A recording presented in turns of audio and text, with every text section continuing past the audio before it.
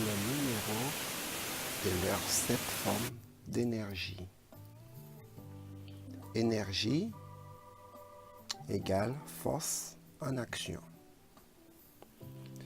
Énergie numéro 1, les rayonnants.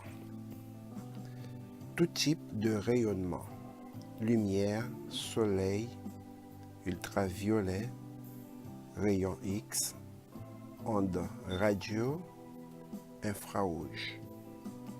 Des propriétés qu'on trouve dans des pierres précieuses, comme le diamant, qui retransmet la lumière à une puissance qu'on appelle indice de réfraction ou propriété optique. L'énergie numéro 2, l'énergie chimique. Toute matière, charbon, soufre, nitrate, cobalt, certains minéraux solubles dans l'eau et l'acide chlorhydrique, acide sodo-ammonical, eau de chaux, ammoniac, borax et des sels de phosphore, des roches calcaires, agiles, roches basiques et magnésiennes, et les substances organiques comme les roches acides. Énergie numéro 3, énergie thermique. C'est un minéraux appelé pierre de cuisson ou pierre réfractaire comme le batholite, roches volcaniques et quelques roches ignées. Le granit continue à produire de la chaleur des millions d'années après sa cristallisation.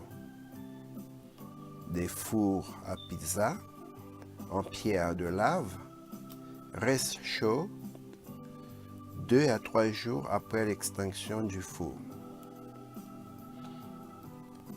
Énergie électrique. Quatrième énergie électrique. Les quartz pour sa propriété piézoélectrique. Les métaux utilisés pour fabriquer les fils et les composants électriques ou électroniques. Tous les pierres qui ont la propriété de se polariser électriquement. L'aimant, le batholite, l'exolite, qui produisent de la chaleur qui pourrait être utilisée pour produire de l'électricité propre. Le batholite géant des montagnes andines au Pérou couvre une surface de 1600 km sur 190, de quoi fabriquer une centrale électrique géant sûr et propre. L'énergie numéro 5, l'énergie nucléaire. Les minéraux qui produisent de l'énergie nucléaire, grâce à la chaleur qu'elle dégage, sont l'uranium, le thorium et du rhodium. C'est la collision entre neutrons et noyaux atomiques, comme la torbénite, l'uraninite, hautement radioactive, qui crée une réaction en chaîne. L'uranium enrichi ou du plutonium sève de combustion nucléaire. Énergie numéro 6, énergie mécanique. Les minéraux de dureté de 7 à 10, du quartz au diamant, le silex, le basalte, très résistant au choc et au frottement, tous les minéraux qui contiennent des métaux importants à exploiter comme la galène pour le plomb, la bauxite pour l'aluminium, la sphalécite pour le zinc, la chalcopyrite pour le cuivre, la cassitérite pour l'étain. Ensemble des métaux utilisés pour fabriquer pièces mécaniques très résistantes. L'énergie numéro 7, l'énergie hydraulique. Tout comme mécanique, ces deux formes d'énergie présentes naturellement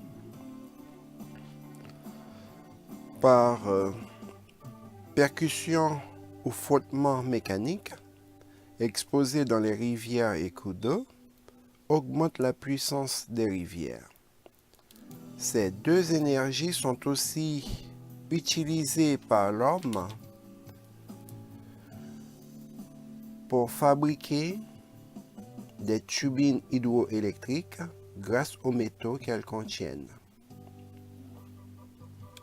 Des pompes haute et basse pression qui alimentent des villes en eau potable, des turbines hydroélectriques qui alimentent des villes en électricité grâce à ces minéraux.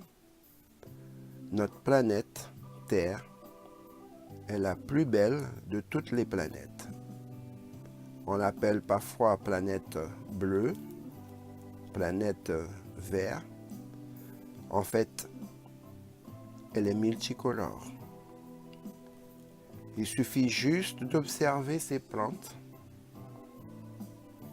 pour découvrir une multitude de couleurs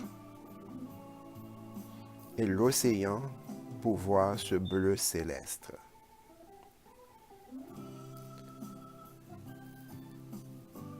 Donc, on dit énergie égale force en action.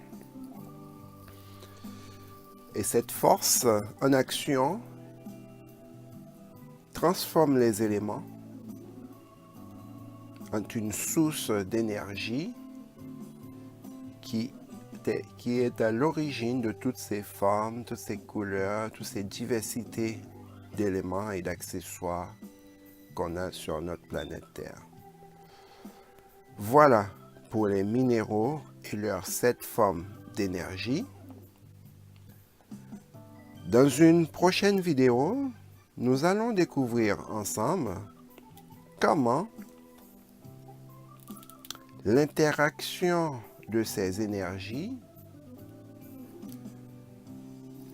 transforme les éléments en sources d'énergie qui sont à l'origine de plusieurs phénomènes naturels.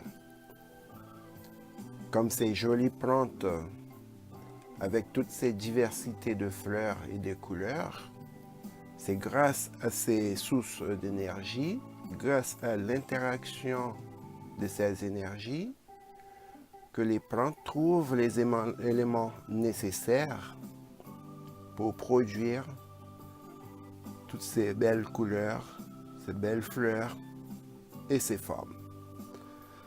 Voilà, donc dans une prochaine vidéo, on va découvrir tout ça ensemble.